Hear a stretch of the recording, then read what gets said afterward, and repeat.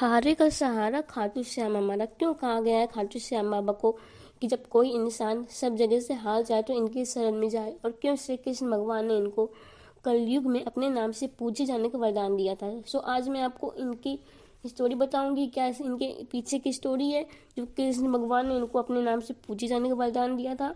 तो अगर आज आपको मेरा वीडियो पसंद आए तो वीडियो पर लाइक, कमेंट, शेयर एंड मेरे चैनल को सब्सक्राइब करें ताकि मेरे आने वाली वीडियो सबसे पहले आप तक पहुँचे। तो चलते हैं अपनी वीडियो की ओर। घटोत्कच इनके फादर का नेम था।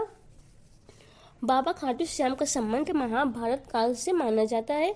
ये पांडु पुत्र भीम के पौत्र थे। खाटू श्याम को भगवान श्री कृष्ण के कलयुगी अवतार के रूप में भी माना जाता है। ऐसा कहे जाने के पीछे एक पौराणिक कथा का हाथ है।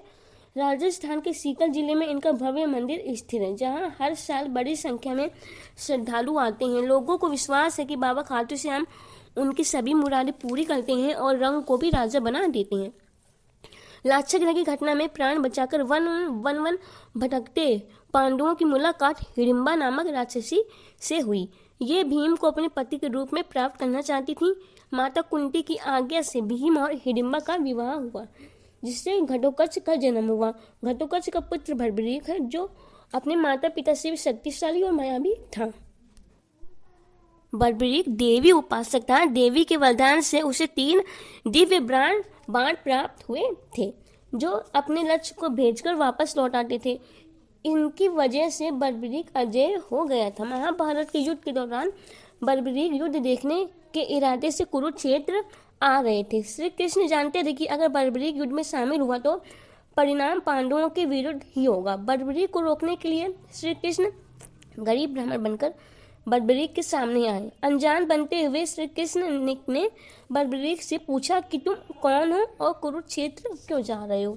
तो जवाब में भरभरीक ने बताया कि वो एक दानी योद्धा है जो अपने एक बाण से ही महाभारत युद्ध का निर्णय कर सकता है। तो श्री कृष्ण ने उसकी परीक्षा लेनी चाहिए। तो उसने अपना एक बाण चलाया और जिससे पीपल के पेड़ के सारे पत्तों में छेद हो गया। वहाँ एक पीपल का खूब विशाल पेड़ था एक, तो श्री कृष्ण ने उनकी परीक्षा लेनी चाहिए।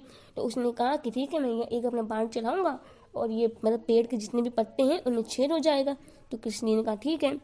तो उसने जब चलाया तो पेड़ के जितने पत्ते थे उस समय छेद हो गए और एक पत्ता श्री कृष्ण के पैर के नीचे था, इसलिए बाण पैर के ऊपर आकर ठहर गया। श्री कृष्ण के पैर के ऊपर आकर ठहर गया। श्री कृष्ण भरभरीक की क्षमता से हैरान थे और किसी भी तरह उन्हें युद्ध में भाग लेने से रोकना चाहते थे, क्योंकि वो जानते थे अगर युद्ध में ये शामिल होते हैं तो युद्ध खत्म ही नहीं होगा और लोग इतने विनाश हो जाएगा। क्योंकि अगर ये 2 लोगों में युद्ध हो रहा है, अगर यहाँ से जो हारेगा उनकी तरफ चले जाएंगे तो ऐसा युद्ध खत्म ही नहीं होगा। अगर वो हारेंगे तो उनकी तरफ चले जाएंगे और वो हारने लगेंगे तो उनकी तरफ चले जाएंगे। इसलिए श्री कृष्ण नहीं चाहते थे कि ये युद्ध में आए। इसके लिए श्री कृष्ण ने भरभरीक से कहा कि तुम बड़े पराक्रमी हो, मुझ गरीब को कुछ दान नहीं दोगे। भरभरीक ने जब दान मांगने के लिए कहा तो श्री कृष्ण ने भरभरीक का शीश मांग लिया और भरभरीक समझ गए कि ये कोई ब्राह्मण नहीं हो सकता है और भरभरीक ने वास्तविक परिचय देने के लिए कहा श्री कृष्ण जी से।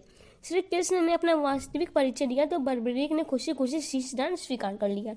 रात भर भजन पूजन कर फाल्गुन शुक्ल द्वादशी को स्नान पूजा करके भरभरीक ने अपने हाथ से अपना शीश कृष्ण को दान कर दिया। शीश दान करने से पहले श्री कृष्ण से भरभरीक ने श्री कृष्ण से युद्ध देखने की इच्छा जताई थी, इसलिए श्री कृष्ण ने भरभरीक के कटे शीश को युद्ध अवलोकन के लिए एक ऊंचे स्थान पर स्थापित कर दिया। और जब तक महाभारत का युद्ध खत्म नहीं हुआ तब तक भरभरीक बस यही कहते रहे कि हारा कृष्ण जीता कृष्ण, मरा कृष्ण बचा कृष्ण। युद्ध में विजय श्री प्राप्त होने पर पांडव विजय का श्रेय लेने हेतु वाद विवाद कर रहे थे। तब श्री कृष्ण ने कहा इसका निर्णय भरभरीक का शीश कर सकता है। भरभरीक ने गए भरभरीक के शीश के पास तो उसने बताया कि श्री कृष्ण युद्ध में श्री कृष्ण का सुदर्शन चक्र चल रहा था, जिससे कटे हुए वृक्ष की तरह योद्धा रणभूमि में गिर रहे थे। द्रौपदी महाकाली के रूप में रक्तपान कर रही थी। तब श्री कृष्ण प्रसन्न होकर भरभरीक के उस शीश को वरदान दिया कि कलयुग में तुम मेरे नाम श्याम से पूजित होगे। तुम्हारे स्मरण मात्र से ही भक्तों का कल्याण होगा और धर्म अर्थ काम मोक्ष की उनको प्राप्ति होगी।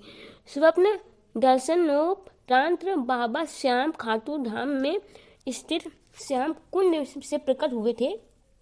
श्री कृष्ण विराट शालिग्राम रूप में संमत 1777 से खाटू श्याम जी के मंदिर में स्थिर होकर भक्तों की मनोकामना पूर्ण कर रहे हैं। Thank you for watching my video.